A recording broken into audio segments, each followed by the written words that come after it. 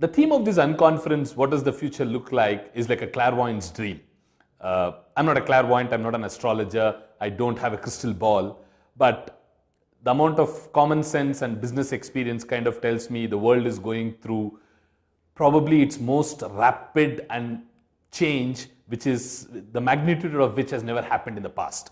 So if you look around you, what you're seeing are huge demographic changes where a large section of the globe is becoming old and the working productive population is reducing, and a large section of the world where there is increase in the workforce of working population.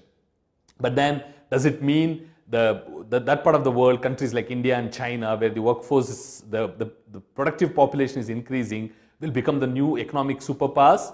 It's wishful thinking and a bit of patriotism, but the fact is, though the countries like India and China have the demographic dividend, what you're really seeing is, are they the current workforce ready population? Something needs to be done. So that's a big challenge which I think countries like India and China are grappling with. The second big impact which the world is seeing is increased regulatory norms and regulations. The whole world today seems to be living in a world of fear because every move is kind of watched by the big watchdog. Okay, every business decision needs to go through multiple layers of approvals, and that's because of some of the ills of the past. All of us know through the history of time how companies have really put their benefit ahead in terms of benefit of the society. So the whole rules and regulations is kind of impacting the way the world is going. The third big disruption which is happening in the world, I feel, is technology. And I know that this is probably the biggest question in the minds of every business leader today. How do I grapple with the rapid disruptive technology which is going on? So in my own company, which I'm sure is playing out in lots of other companies as well, is there is a strong need to become and start thinking like a technology company, which is a huge challenge. The fourth big disruption which could happen in the world after technology could be somewhat the shifting of the geopolitical power in the world. In the industries I operate in, we probably don't think about it so much, but if you were to really see, today the geopolitical world is moving from the west, the geopolitical power is moving from the west towards China, for example. Okay, the Middle East probably owns half the world in some form or shape or manner because of the kind of oil wealth they have. But in 10 years' time, that's going to change. With US discovering shale gas, which is the second gold rush in the United States, what's going to happen when US becomes energy positive is their dependence on the Middle East, their dependence on China will automatically reduce, and the shifting of the world order could go back to the old world. Okay, are we ready for that? Today we are all talking about investments in renewable sources of energy and all of that, but then when there is cheap gas available, would people be really worried about renewable sources of energy? But with the shift moving away from renewable sources of energy, the environmental damage which could cause is huge, and the whole world could be in some kind of disaster mode if we don't really start balancing economic progress with sustainability. And I think that is a big question which is grappling in the minds of the leader.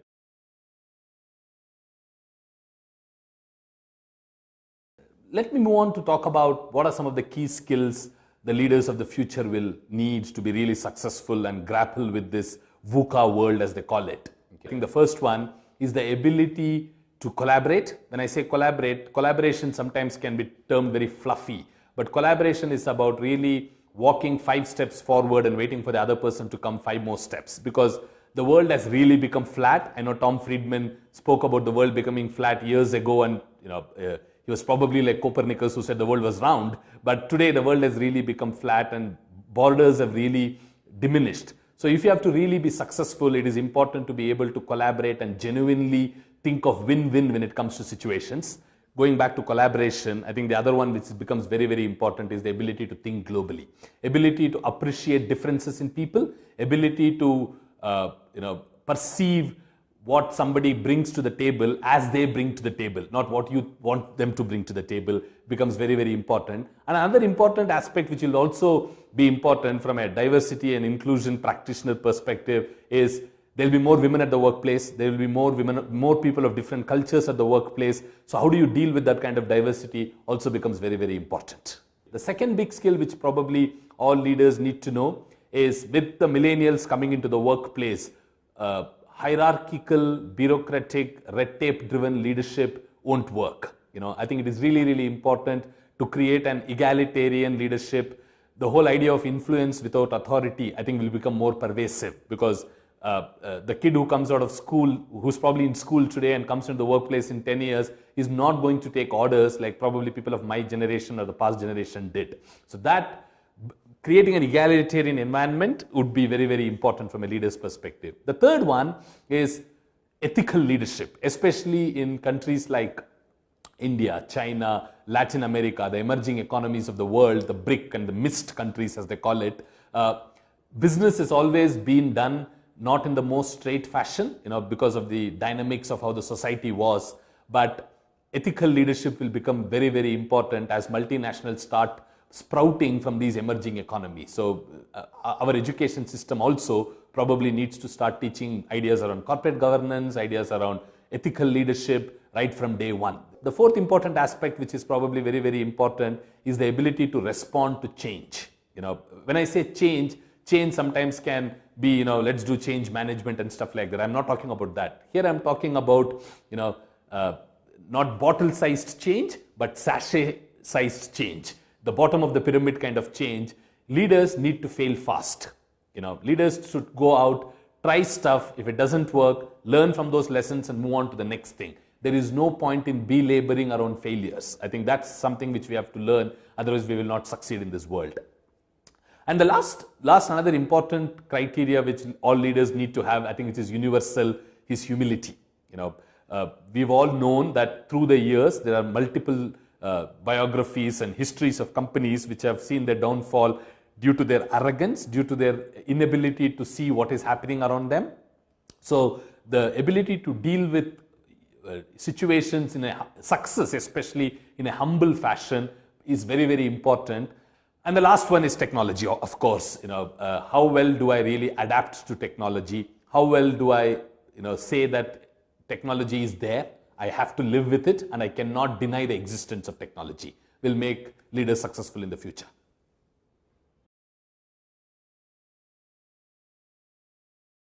Now, let me lead on to what should organizations do to really develop and retain these kind of leaders. I think the first thing which organizations really need to do is the public-private partnership from an education sector perspective, so that you're bringing into organizations people who are probably 50% ready, ready to kind of hit the road running. The second strategy which probably organizations have to start implementing, and some successful organizations have done, is to start creating opportunities for people to move around within the organization, gain experience across different businesses, across different functions, so that they develop their holistic view around how a business is run, which will help them to respond to the rapid changes which is happening in different aspects.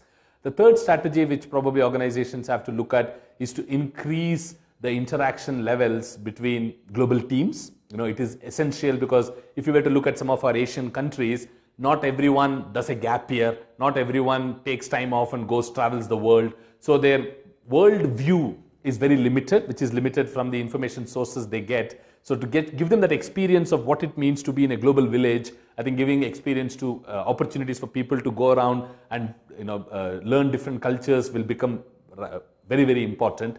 And the fourth one, a strategy which is very essential, is to start ingraining in them the whole idea around sustainability, because lots of students come out of schools and colleges without really understanding what is the larger purpose of organizations. At the end of the day, the larger purpose of the organizations is to really be a good corporate citizen while making profits. Okay, so the other strategies really help people develop the acumen to earn profits. The whole sustainability idea will really help them to understand how to become a good corporate citizen. So our management education, for example, needs to start covering some of these aspects as well.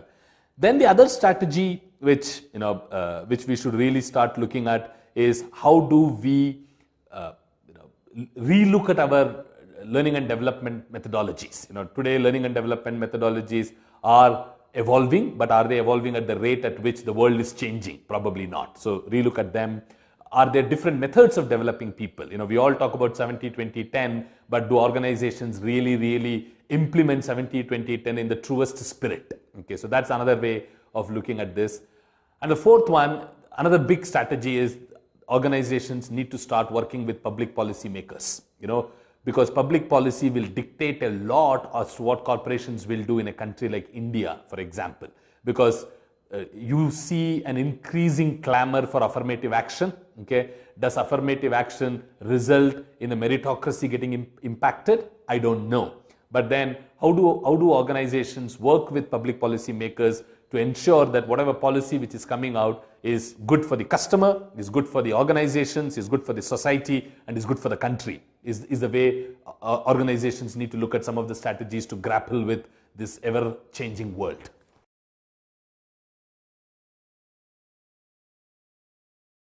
So let me kind of close off my comments by spending a bit of time on some of the tactics which organizations like Thomson Reuters, and I'm sure many of the organizations represented in the conference, are using today to really start developing people. I think the era of doing 5-day training programs, the era of sending people away into business schools to do canned off-the-shelf programs is kind of really at the wane. I'm not saying those are not important, but they are kind of diminishing in the value they provide to organizations. Today, what we are seeing more and more is the emergence of alternative methods of developing people. I think action learning has become an extremely important part of people's development. Pushing people into uncomfortable situations and asking them to solve problems, I think, is a great example of how you can really develop people on the job. So that, I think, is becoming really important. The second, and my personal favorite of developing people, is one-on-one coaching. Because as you will realize, when the millennials come into the workplace, they kind of like the individual attention they get. Okay, and coaching today, in the way it is very individualistic in nature, isn't it? So coaching, I think, will become far more prominent than what it has been in the recent past. So I think today senior executives, top management get coaching support, but in the future, I think even first-line managers would need some amount of coaching support. Okay, the third emerging field is the whole idea around psychometric and developmental assessments. Okay, I think they were very important some years before, at least in the Western world, kind of made a presence felt in India and other emerging economies, kind of lost their sheen, but they're coming back. There are tools like Hogan, for example, which are, at Thomson Reuters, we are big fans of Hogan, and we believe the Hogan leadership derailers are a good indicator of future success in roles. Okay. The other bit which we are seeing is really tailored development for both people from developed economies and the emerging economies. So how do you really make the East cross the West? Okay, so can we put people from developed markets into the emerging economies to know how things work in emerging economies? And how do we put people from emerging economies into more mature markets to learn how more mature markets work, so that they're able to learn the good things and the not so good things in both these economies and have a more well-rounded view of an enterprise organization. So global rotations will become more important, but global rotations need to be done from a development lens rather than from a reward lens, which is what is currently happening. The other big wave which is happening from a development perspective is the whole idea around sponsorship. Today organizations have moved away from mentoring and to sponsorship, where there is a senior leader who kind of looks at a couple of high potential people and say, I'm going to sponsor the career of these people. So they actually help you open the door. They don't really push you into the door, but they open the doors for you, which has really accelerated the development of high potentials in lots of organizations, including Thomson Reuters. I don't think the Facebook generation, as I call them, will have the kind of patience to sit in a 2-day training program. They would rather want bite-sized learning. And if organizations are not able to provide that, they will probably not even turn up because, they have a mind of their own.